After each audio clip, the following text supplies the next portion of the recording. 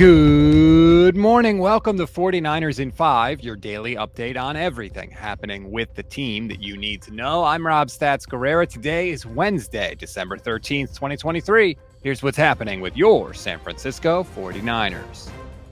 There was no injury report yesterday because the team was off, so let's just jump right into the audio portion of the show. That was Brock Purdy on KNBR. Brock, the hot argument this week is your MVP candidacy. What do you think when you hear people talk about you for MVP?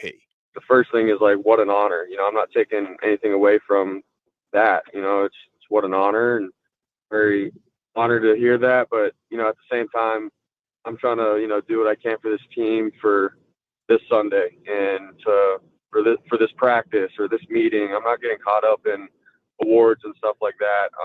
If anything, I look at it more as a team award. I have a great surrounding cast. I got guys around me that are all making plays, a great defense, great special teams.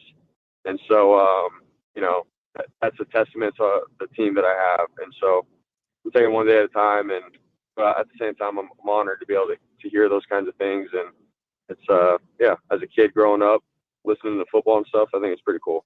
Regardless of whether Brock wins the MVP or not, the 49ers are still getting MVP caliber quarterback play. And that's something they really haven't had since Steve Young won the award almost 30 years ago. About that, Brock, it seems like you added the deep ball to your game this year.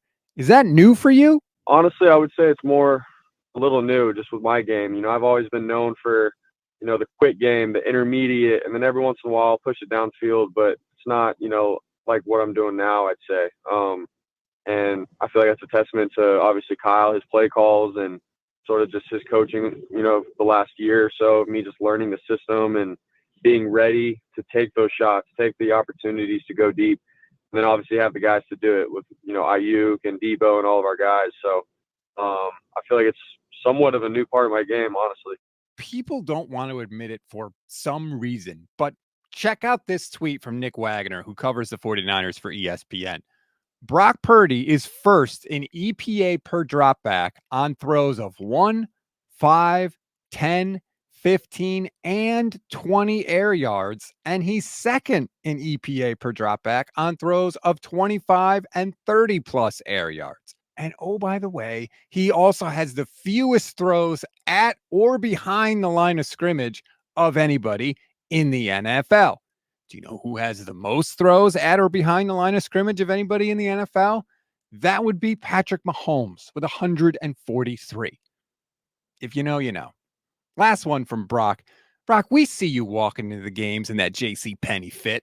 Are you surprised that people now care what you wear when you go into the games? Last year when I first started, coming into games, I'm just wearing, simple stuff. And I think I still sort of am.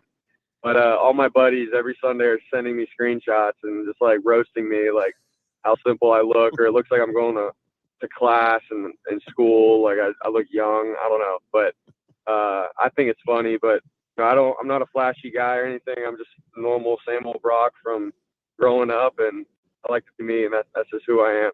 As long as you play the way you're playing, we don't care what you wear.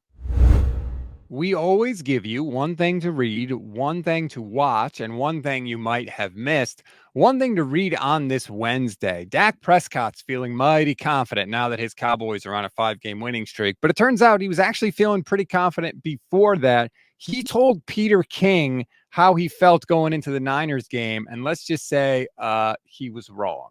Find out what Dak said by clicking the link in the description of this episode. One thing to watch, our good friend Kyle Posey is back at it, posting on YouTube film breakdowns of Brock Purdy and the offense. I love KP's breakdowns. I always tell you to go watch them.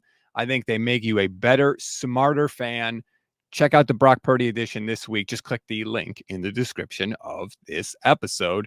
One thing you may have missed, I loved looking at the broadcast crews. This week, Niners playing the Arizona Cardinals, but it's actually going to be CBS's crew. It's going to be Ian Eagle and Charles Davis calling 49ers cards. That's still going to be weird to me.